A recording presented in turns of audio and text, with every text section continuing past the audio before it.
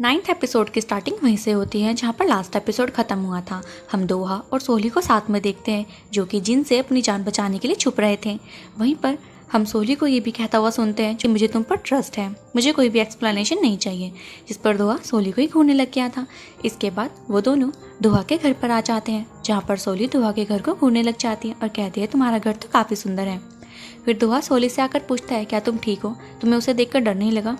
जिस पर सोली कहती है कि तुम अपने घर पर सही सलामत वापस आ गए हो, हमें किसी और चीज़ पर बात करनी चाहिए। फिर सोली दोहा से उसकी गर्लफ्रेंड के बारे में पूछती है जो कि अब इस दुनिया में नहीं रही, जहाँ पर दोहा उसे बताने लगता है और सीन यहाँ से फ्लैशबैक में शिफ्ट होता है जहाँ पर दोहा और उस लड़के की ग्रेजुएशन हो गई थी और दोहा अपनी मॉम के साथ फ़ोटोज़ क्लिक करवा रहा था। वहीं हम चोय को देखते हैं, वहीं जिन भी खड़ा था जो चोय की फ़ोटोज़ क्लिक कर रहा था, लेकिन चोय का सारा ध्यान तो दोहा पर ही था। इसलिए उसका भाई भी उसे फोर्स करता है कि तुम दोहा के पास चले जाओ, उसके साथ फ़ोटो खिंचवाओ। तभी दोहा का ध्यान भी चोय की तरफ जाता है और वो उसके साथ फ़ोटोज़ क्लिक करवा रहा था और वहीं पर जिन उनकी फ़ोटोज़ क्लिक कर रहा था वो उन्हें देखकर काफ़ी खुश था। दोहा सोली को बताता है कि हम दोनों ही एक दूसरे के फर्स्ट लव थे, हम दोनों एक दूसरे को काफ़ी पसंद करते थे। एक फर्दर स्टडीज़ के लिए मुझे सियोल शिफ्ट होना था, मुझे लगा ये आसान होगा, लेकिन उतना आसान नहीं था। हमारे बीच में इनसिक्योरिटी फैक्टर बढ़ गया और ट्रस्ट इश्यूज़ तो पूछो ही मत। वो मेरे सियोल जाने से बिल्कुल भी खुश नहीं थी। चोय की इनसिक्योरिटी इतनी बढ़ गई थी कि उसे मेरी हर बात झूठ लगने लगी थी। वो मेरे साथ सियोल रहने की जिद भी कर रही थी, लेकिन ऐसा पॉसिबल नहीं था क्योंकि मेरी मॉम इसके लिए बिल्कुल खिलाफ थी। फिर हम देखते हैं कि चोय की इनसिक्योरिटी इस लेवल पर आ गई थी कि वो खुद को मारने की कोशिश भी करती है। तभी दोहा उसे गले लगाकर माफ़ी मांगता है कि अब से मैं ऐसा नहीं करूँगा, मैं तुमसे मिलने टाइम टू टाइम आता रहूँगा। फिर एक दिन हम उन्हें रेस्टोरेंट पर देखते हैं जहाँ पर चोय कुछ लड़कियों से बातें कर रही थी और वो दोहा की दोस्ती थी। जब दोहा उसे करते हुए नोटिस करता है, वो पूछता है कि तुम क्या कर रही हो। और जब दोहा ने उसके मैसेज चेक करे थे तो उसमें लिखा हुआ था कि तुम बार बार कॉन्टैक्ट मत करना, नहीं तो मैं तुम्हें मार दूंगी। दोहा काफ़ी गुस्से में आ गया था, जिस पर चोय कहती है कि तुम काम में काफ़ी बिजी होते हो ना, इसलिए तुम्हारी सारी फ्रेंड्स को मैंने हैंडल कर लिया है। दोहा को वहाँ पर काफ़ी गुस्सा आ गया था क्योंकि चोय उसे प्यार तो करती थी लेकिन उसकी सारी फ्रीडम वो एक एक करके छीन रही थी। ये देखकर दोहा वहाँ पर काफ़ी हंगामा करता है और वहाँ से सीधा हैक्चुअन बीच पर चला गया था। चोय भी दोहा के पीछे पीछे वहीं पहुँच गई थी जहाँ पर वो दोहा को कहती है कि तुम इतना गुस्सा क्यों कर रहे हो, मेरी बात तो सुनो, तुम उन लड़कियों के लिए मेरे से लड़ रहे हो, पक्का तुम्हें उनमें से कोई पसंद होगी, तुमने सियोल में अपनी पसंद देख ही ली होगी अब तक तो। जिस पर दोहा काफ़ी इरिटेट हो जाता है और वो चोय की सारी बातों में हाँ मिला रहा था और कहता है कि हाँ मैंने पसंद कर लिया है, तुम मेरा पीछा छोड़ दो प्लीज़, बहुत हुआ। तो वहाँ पर चोय को काफ़ी गुस्सा आ जाता है। वो उससे पूछती है कि कौन है वो लड़की, वही जो तुम्हें ट्यूशन पढ़ाती थी, या कोई स्कूल फ्रेंड, या फिर वही जिसकी तुम मदद करते थे, या वो जिसके साथ तुम अभी प्रोजेक्ट पर काम कर रहे हो, कौन है वो बताओ ना। अब दोहा उसकी बातें नहीं सुनता, वहाँ से वो जाने लगा था। तो चोय को रियलाइज़ होता है कि वो दोहा को खोने वाली है। वो वहाँ से एक कांच का टुकड़ा उठाती है और अपनी कलाई को काट लेती है। दोहा पहले तो नोटिस नहीं करता, लेकिन जब वो दोबारा अपनी कलाई को काटती है तब दोहा देखता है कि उसके हाथ से काफ़ी खून निकल रहा है और वो जाकर अपनी शर्ट उसके हाथ पर लपेट देता है। जिस पर चोय कहती है कि मैं तुम्हें खो चुकी हूँ, मेरा ड्रीम सिर्फ तुम ही थे और कोई मेरा ड्रीम नहीं है, मैं जिंदा नहीं रहना चाहती क्योंकि तुम्हें कोई और पसंद आ गई है। जहाँ पर दोहा से फिर से कह रहा था कि मुझे कोई नहीं पसंद, लेकिन अभी वो उसका यकीन नहीं कर रही थी। तभी दोहा को गुस्सा आता है और वो कहता है कि मरना चाहती हो ना तो मर जाओ, और यही कहते ही वो वहाँ से चला गया था। दोहा को जाते देख और उसे खोता हुआ देखकर चोय काफ़ी तेज रोने लग जाती है। अब दोहा को रोने की आवाज़ तो सुनाई दे रही थी, वो पीछे मुड़ना भी चाहता था, लेकिन उसने सोचा कि अगर मैं मुड़ जाऊंगा तो वही चीज़ें रिपीट होने लगेगी जो कि वो नहीं चाहता था, इसलिए वो पीछे मुड़कर नहीं देखता और वहाँ से चला गया था। फिर नेक्स्ट डे हम कॉलेज में देखते हैं जहाँ पर डिटेक्टिव पार्क अब दोहा को अरेस्ट करने के लिए आ गए थे। दोहा इसका रीज़न पूछता है, तभी डिटेक्टिव पार्क उसे बताते हैं कि चोय जो कि तुम्हारी गर्लफ्रेंड थी उसकी मौत हो गई है कल रात। ये सुनकर दोहा तो सदमे में चला गया था, उसे यकीन ही नहीं हो रहा था कि ये क्या हो गया। वो उसे अपने साथ पुलिस स्टेशन ले जा लेते हैं जहाँ पर वो दोहा से और भी पूछताछ करते हैं। वहाँ पर उसे चोय की स्लीपर्स दिखाकर पूछते हैं कि ये हमें वहीं पर मिली है और तुम्हारी शर्ट भी हमें मिली है जिसमें कि काफ़ी खून के दाग लगे हुए हैं। दोहा वहाँ पर कबूल कर लेता है कि हाँ मैं ही उसका कातिल हूँ, मैंने ही उसे मारा है, क्योंकि दोहा वहाँ पर काफ़ी ज़्यादा होपलेस हो जाता है और उसका जिम्मेवार वो खुद को ही मान रहा था। तभी वहाँ पर दोहा की मॉम भी आते हैं जो कि उसे डांट रही थी कि तुमने मेरे नेता बनने के सपने को भी तोड़ दिया है एक तरह से, तुमने क्यों कबूल किया जबकि तुम्हारी गलती नहीं थी। दोहा को सिर्फ अपनी मॉम का इसमें मतलब दिख रहा था। वो काफ़ी ज़्यादा सैड था और कहता है कि ये सब मेरे कारण ही हुआ है क्योंकि मैंने ही उसे वहाँ पर मरने के लिए कहा था। अब सीन प्रेजेंट में आता है जहाँ पर दोहा सोली से कह रहा था कि ये सब मेरी गलती है, अगर मैं उस दिन उस पर गुस्सा ना करता और उल्टी बातें ना करता और उसे मरने के लिए ना कहता, शायद वो आज हमारे बीच होती और जिंदा होती। ये कहते कहते दोहा रोने लग जाता है। अब उसे किसी के कंधे की ज़रूरत थी। तो सोली दोहा के पास जाती है और कहती है कि किम संग-ज्यू, तुमने उसे नहीं मारा। तुम्हारी पूरी कहानी सुनने के बाद मुझे इतना तो पता लग गया है कि तुम कितने इनोसेंट हो। तुमने उसे नहीं मारा। ये सुनकर दोहा के सांस में सांस आती है और वो सोली को हक कर लेता है। फिर हम जिन को रेस्टोरेंट पे देखते हैं, जहाँ पर वही बात याद कर रहा था कि जब उस वॉचमैन ने उसे पकड़ लिया था तो वो वॉचमैन जिन को एक रिपोर्टर समझ रहा था कि वो किम दोहा की फ़ोटोज़ क्लिक करने के लिए वहाँ पर आया है, जिस पर जिन भी हाँ में हाँ मिला देता है और वो उससे किम दोहा के बारे में और भी बातें पूछने लगा था, जिस पर वो रिपोर्टर बोलता है कि वो यहाँ पर तो ज़्यादा टाइम के लिए नहीं रहने आता, वो कहीं और ही रहता है। फिर जिन उससे एग्जैक्ट एड्रेस के बारे में पूछते हैं, लेकिन अब सिक्योरिटी गार्ड उसे बोलता है कि वो तो मुझे नहीं पता, तुम यहाँ से चले जाओ वरना मुझे डांट पड़ेगी, और वो उसे वहाँ से भेज देता है। तो प्रेजेंट में आता है सीन जहाँ पर जिन अब वो सभी बातें अपनी डायरी में नोट कर रहा था और वहीं पर उसे एक चॉय की फ़ोटो दिखती है। ये वही ग्रेजुएशन वाली फ़ोटो है जिसमें से कि अब किम की फ़ोटो हटा दी गई थी। वहाँ पर एक नशे में धुत आदमी आता है जो कि फ़ोटो के ऊपर गिर गया था। अब जिनको इस पर गुस्सा आता है वो उसे किम दोहा समझकर काफ़ी बातें सुना देता है कि तुमने एक लड़की का मर्डर कर दिया है, तुम्हें जरा सी भी शर्म नहीं है। वो आदमी वहाँ से डर के मारे भाग गया था कि ये तो कोई पागल इंसान है। अब सीन शिफ्ट करते हैं सोली और दोहा पर, जहाँ पर दोहा कहता है कि शायद जिन ने तुम्हें पहचान लिया होगा। सोली हैरान होती है कि वो मुझे कैसे पहचान सकता है, तो किम उसे बताता है कि एक्चुअल में उसने तुम्हें बस में देख लिया था।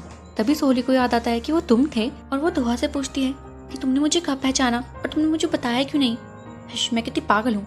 जिस पे दोहा कहता है कि मैंने तुम्हें पहली मोमेंट पर ही पहचान लिया था, लेकिन फिर मैंने सोचा कि अगर मैं तुम्हें बताऊंगा तो मुझे अपना फेस रिवील करना पड़ेगा, जिसके लिए मैं अभी प्रिपेयर नहीं था।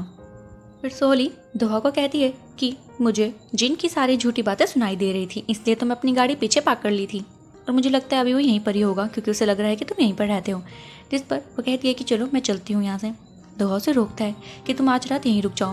वो उसके साथ थोड़ा टाइम स्पेंड करना चाहता था और बहाना देता है कि शायद जिन बाहर ही होगा, तुम्हारी जान को खतरा है।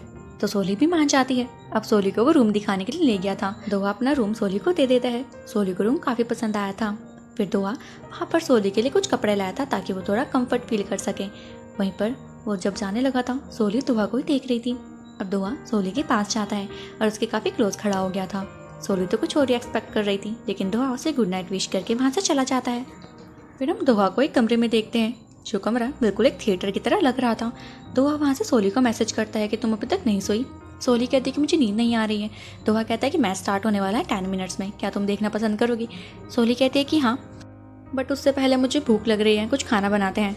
फिर हम उन दोनों को किचन में देखते हैं, जहाँ पर दोहा सोली के लिए कुक कर रहा था। सोली देखकर काफ़ी खुश होती है और वहाँ पर वो काफ़ी इंजॉय भी करते हैं।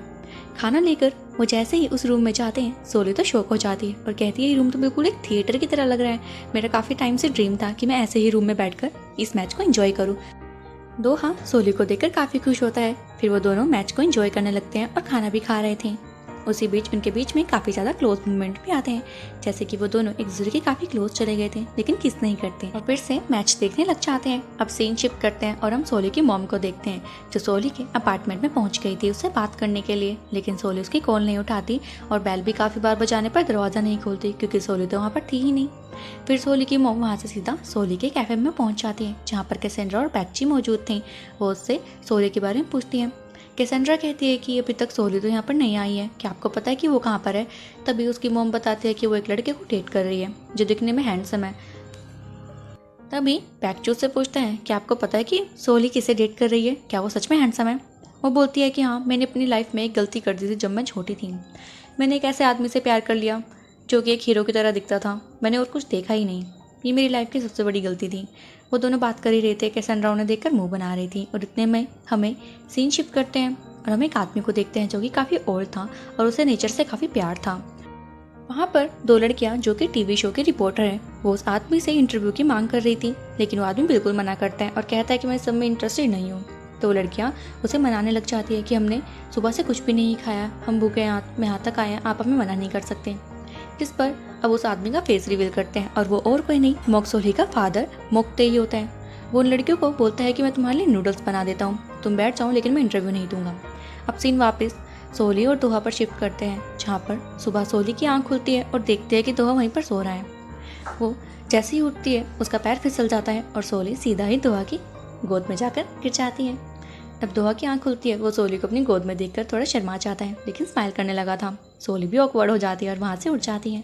फिर सोली को उस बड़ी स्क्रीन में एक कैंपिंग वीडियो दिखती है जिसे देखकर वो एक्साइटेड हो जाती है और दुआ से पूछती है क्या तुमने ये किया है कभी, जिस पर दुआ मना करता है। लेकिन सोली कितनी एक्साइटमेंट देके वो डिसाइड करता है कि वो वहाँ पर उसे लेकर जाएगा। अब हम देखते हैं कि दुआ की मॉम लगातार दुआ को कॉल कर रही थी लेकिन दुआ कॉल पिक नहीं करता। तभी एक सीनियर दुआ की मॉम के पास आता है और उसे ऑल द बेस्ट विश कर रहा था क्योंकि उसका टीवी शो पर डिबेट होनी थी। वहीं पर एक और सीनियर आता है जो उन्हें बताता है कि सभी कैंडिडेट्स को मील पर इनवाइट किया गया है, उन्हें भी पता लगना चाहिए कि उनका कंपटीशन किससे है। जिस पर दुआ की मॉम कहती है कि मैं अपनी तरफ से बेस्ट दूंगी। फिर वापस हम दुआ और सोली को देखते हैं जहाँ पर सोली को पता नहीं था कि वो कहाँ जा रहे हैं।